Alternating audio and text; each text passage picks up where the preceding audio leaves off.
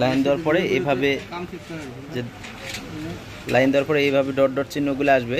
এরপর আপনি এখানে পাওয়ার বাটন আছে, পাওয়ার বাটনটা চাপতে হবে, চাপে ধরে রাখতে হবে 5 সেকেন্ড থেকে 2 সেকেন্ড। এই যে অন আসছে লেখা, চাপে ধরে রাখার পরে এরপরে এখানে বেশ কয়েকটা ফাংশন আছে।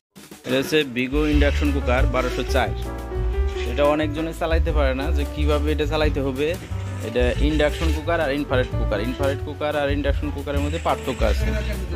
একটা হচ্ছে স্টিলের পাত্রতে চলবে, এটা হলো স্টিলের পাত্র। ইন্ডাকশন যেটা ইন্ডাকশন কুকার সেটা স্টিলের পাত্র চলবে, আর যেটা ইনফ্রারেড কুকার সেটা যে কোনো পাত্রতেই চলবে।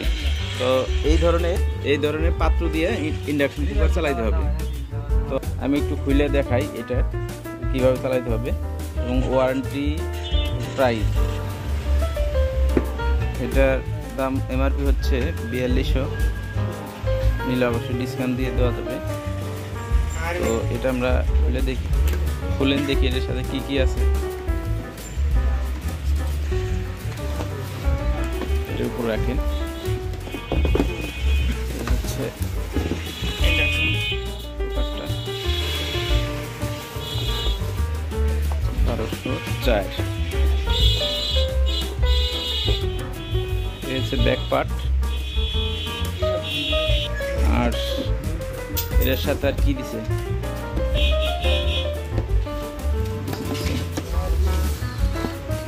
একটা ওয়ারেন্টি কার্ড আর একটা ম্যানুয়ালি বই। এর একটু লাইন দেন দেখি।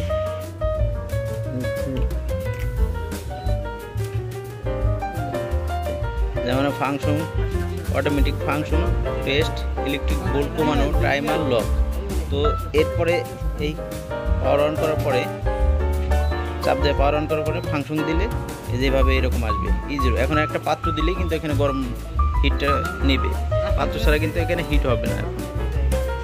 এই E0 আসার পরেই আপনি একটা পাত্র দিলেই হিটটা নেবে।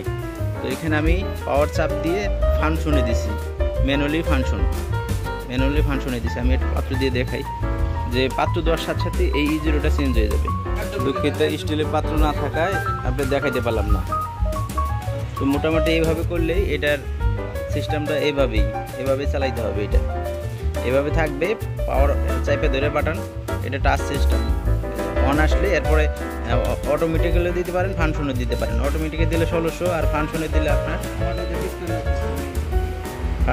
আসবে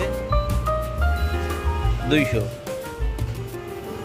পাত্র নাই যার কারণে E0টা লেখা আছে, পাত্র থাকলেই। ধন্যবাদ সবাইকে ভিডিওটা দেখার জন্য।